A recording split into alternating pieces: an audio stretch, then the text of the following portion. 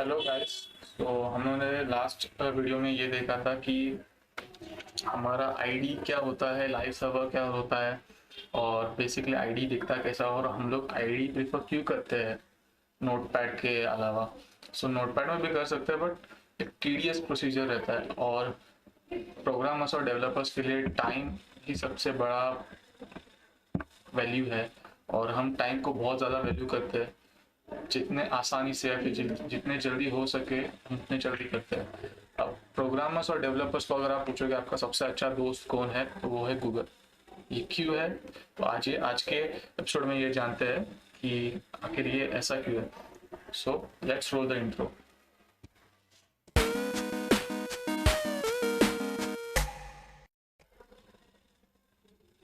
जैसे मैंने कहा कि पिछले वीडियो में हमने देखा था कि जो हमारा आईडी क्या होता है। हम टाइप करते हैं विजुअल स्टूडियो कोड।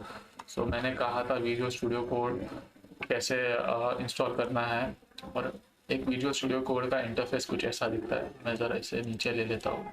ओके, ताकि हम पूरी तरह से प्रॉपरली देख सकें। ओके, ऐसा कुछ विजुअल स्टूडियो कोड का इंटरफेस दिखता है। तो अब हम पहले देख लेते हैं कि हमें आज का हमारा जो टॉपिक है वो है बेसिक स्ट्रक्चर ऑफ वेबसाइट। तो अब वेबसाइट कैसे दिखना चाहते हैं, दिखता है, मैं आपको बता देता हूँ। फॉर एग्जांपल ये एक वेबसाइट है, एक डमी वेबसाइट है, जैसे जो दिखने में कुछ अच्छा प्रेजेंटेबल लग रहा है, राइट। हम ऐसी वेबसाइट कैसे बनाएं, तो मैं अभी दिखा देता हूँ कि ऐसी वेबसाइट हम कैसे क्रिएट कर सकते हैं। फॉर एग्जांपल यहाँ पे मैंने कल, जैसे मैंने आपको बताया था, मैं फिर से एक बार इसको अंडू करता हूँ। मैं अमिट एब्रिविएशन को जैसे क्लिक करने के बाद मेरे सामने एक बॉयलर प्लेट ओपन होती है, राइट। यहाँ पे लिखा लिखा हुआ है डॉक टाइप HTML।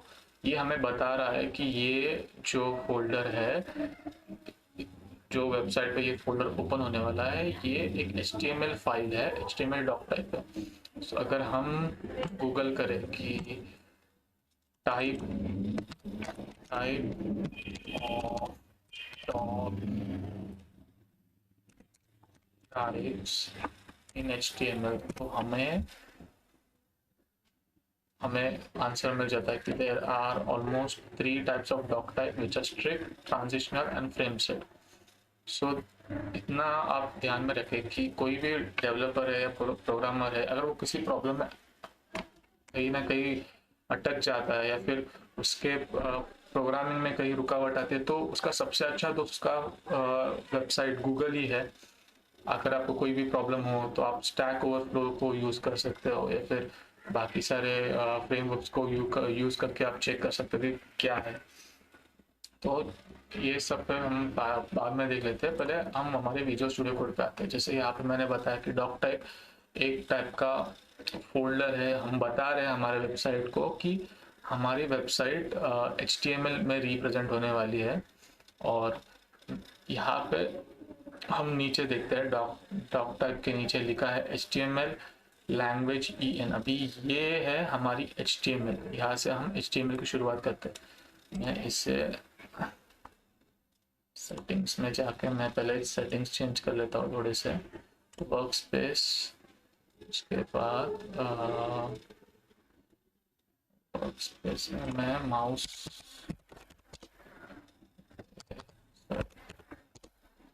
मैं यहाँ पे माउस व्हील जूम को मैं क्लिक कर देता हूँ। अब यहाँ पे अगर मैं कंट्रोल और मैं अपने व्हील को आगे पीछे घुमाऊंगा, तो देखो फॉर एग्जांपल मैं कंट्रोल प्रेस करके व्हील को आगे शिफ्ट करता हूँ, तो मुझे मेरा पूरा का पूरा टेक्स्ट जूम इन करके दिखता है, राइट। यहाँ पे हमारा सबसे पहला एट्रीब्यूट है HTML, राइट। तो HTML ये जो एट्रीब्यूट है, फॉर एग्जांपल मैं इसको इसे फोल्ड कर देता हूँ, तो हमें पहले दिखता है कि HTML के अंदर एक एट्रीब्यूट है जो है लैंग्वेज, राइट। ऐसे उसके अंदर हेड करके भी एक है और बॉडी करके भी है। फॉर एग्जांपल मैं अभी हेड के अंदर जो टाइटल है उसे मैं चेंज करके मैं लिख देता हूँ यूनिकॉर्न, राइट। यूनिकॉर्न कर देता हूँ और मैं इसे कंट्रोल एस सेव करके टाइप सर्वर को क्लिक करता हूँ, राइट। तो अभी मुझे ये बताएगा कि हाँ ये मेरी वेबसाइट है 127.0.0.1 batman.html, राइट। पर यहाँ पे आप बोलोगे कि वेबसाइट पूरी ब्लैंक है। सो हमने सिर्फ अभी बॉयलर प्लेट का टाइटल चेंज किया है। यहाँ पे जैसे हम देख रहे हैं टाइटल चेंज किया है, इसलिए हमारा वेबसाइट का जो टाइटल है यूनिकॉर्न सिर्फ वो चेंज हुआ है। अभी मैं बॉडी के अंदर, जैसे मैंने कहा, मैं बॉडी के अंदर लिख देता हूँ this is a dedicated website about unicorns, right. और इसे मैं कंट्रोल सेव करके फिर से मैं रन करता हूँ तो यहाँ पे लिख के आया रहेगा this is a dedicated website about unicorns. Okay, अब मैंने इसका साइज भी चेंज किया है, इसे बहुत जूम इन किया है 200% जूम इन करने के बाद। अब आपको दिखाई देगा कि मैंने बॉडी में लिखा है this is the dedicated website about unicorns. Okay, so हमें सिर्फ कंट्रोल सेव करना है और हमें जाके हमारा वेबसाइट देखना है। सो ये रहता है बॉडी बॉयलर प्लेट। अब हमारे हेड में भी कुछ कैरेक्टर है जैसे मेटा कैरेक्टर से फिर हम उसे मेटा टाइप बोलते हैं। अब ये मेटा क्या है, जैसे मैंने कहा आपका सबसे अच्छा दोस्त गूगल है। अब गूगल पे जाके मेटा मेटा डेटा करके हम सर्च करते हैं तो हमें क्या आता है। ओके, मेरा नेट थोड़ा सा स्लो है बट हम so metadata HTML। Okay,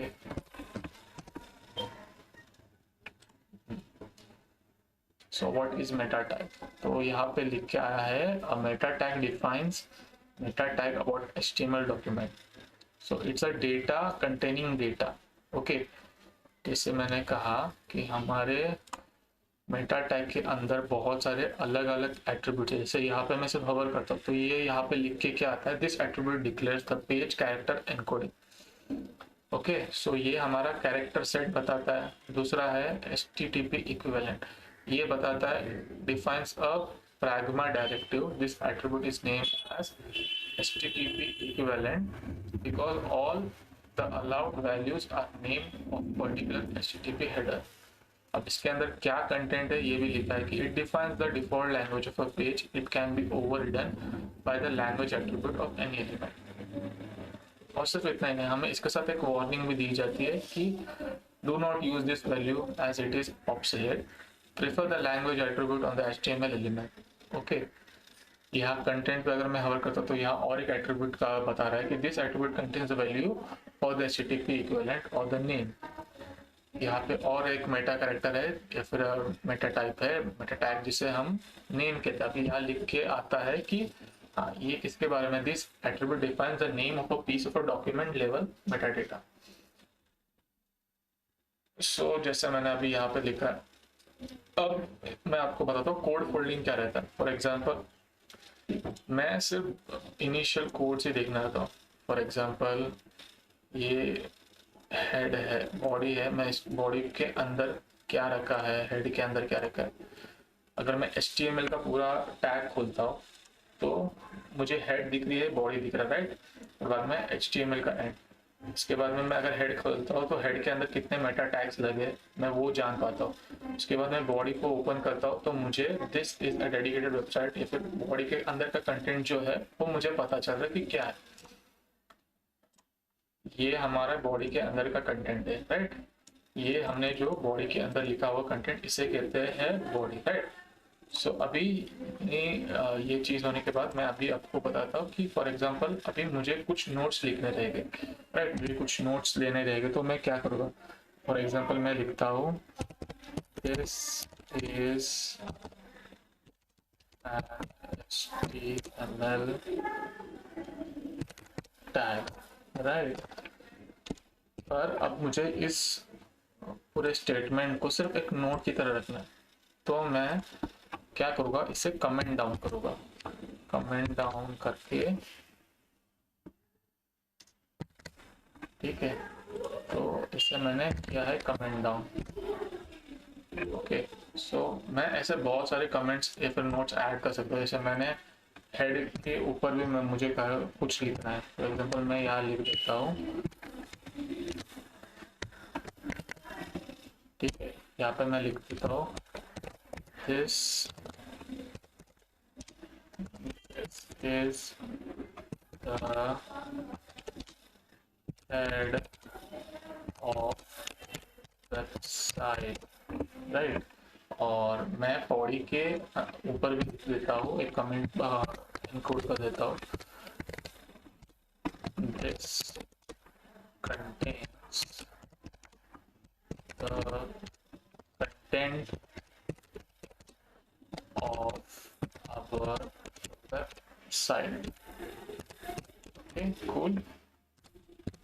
सो अभी अगर मैं इसे कंट्रोल एस सेव करके मैं हमारे वेबसाइट में जाके चेक करूँ तो ये नज़र नहीं आएगा, बट अगर मैं राइट क्लिक करके यहाँ पे व्यू पेज सोर्स करके मैं क्लिक करूँ तो मुझे ये मेरे कमेंट जितने भी है वो हाईलाइट करके दिखाएगा कि हाँ, यहाँ पे मैंने एक कमेंट डाला है कि ये मेरा HTML टैग है। हेड के ऊपर एक और एक कमेंट दिखाई दे रहा है कि this is the head of website, और मेरे बॉडी के ऊपर भी एक कमेंट ऐड किया है कि this contain the contents of a website, right. अब अगर आप उसके नीचे देखें तो यहाँ पे लिखा हुआ आ रहा है कि code injected by live server.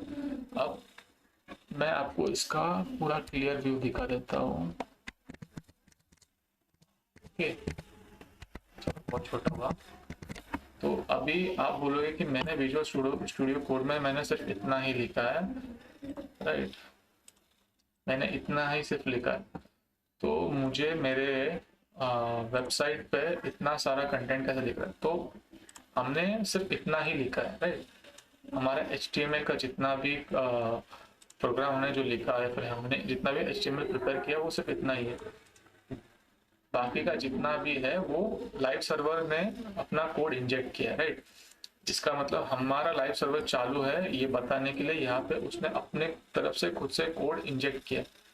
देख रहे हो ये कितना कूल है। अब मैं फिर से इसे हमारे ओरिजिनल फॉर्मेट में लेके आता हूँ, ओके, कंट्रोल Z कर देता हूँ। ये लाइन ऑफ, एक सेकेंड, गो लाइव, ठीक है। तो अब आ रहा है this is a dedicated website about unicorns. So ऐसा होता है हमारा नोट्स लेना। अब नोट्स लेने के लिए और एक शॉर्टकट है, शॉर्टकट की है वो मैं बता देता हूँ आपको, वो है कंट्रोल/। देखा, ये बहुत सिंपल शॉर्टकट की है, मैं यहाँ लिख देता हूँ दिस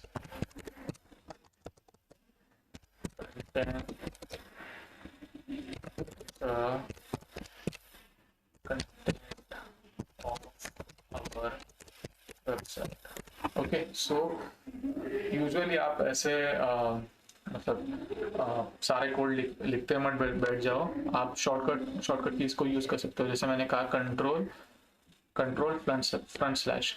अभी मुझे ये टैग ये कमेंट हटाना होगा तो भी मैं कंट्रोल/ कर दूंगा और मैं इसके बीच में टॉगल कर सकता हूँ,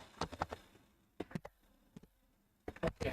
सो मैं टॉगल कर सकता हूँ,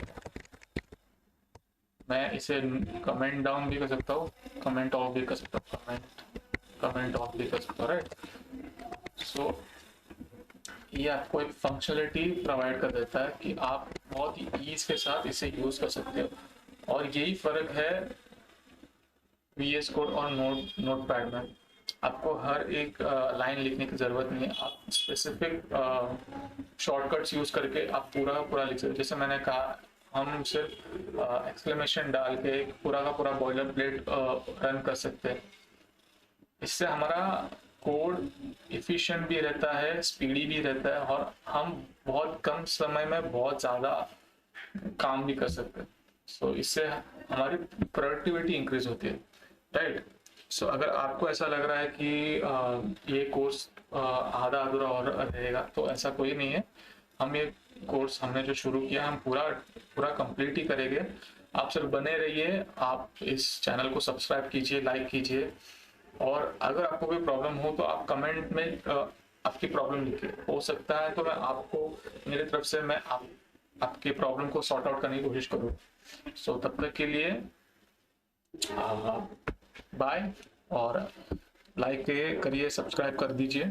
और अगर आपको कोई भी प्रॉब्लम हो तो मेरा इंस्टाग्राम हैंडल नीचे ही है, या फिर आप सीधे कमेंट डाउन कर दीजिए, मैं आपका प्रॉब्लम सॉल्व कर दूंगा। सो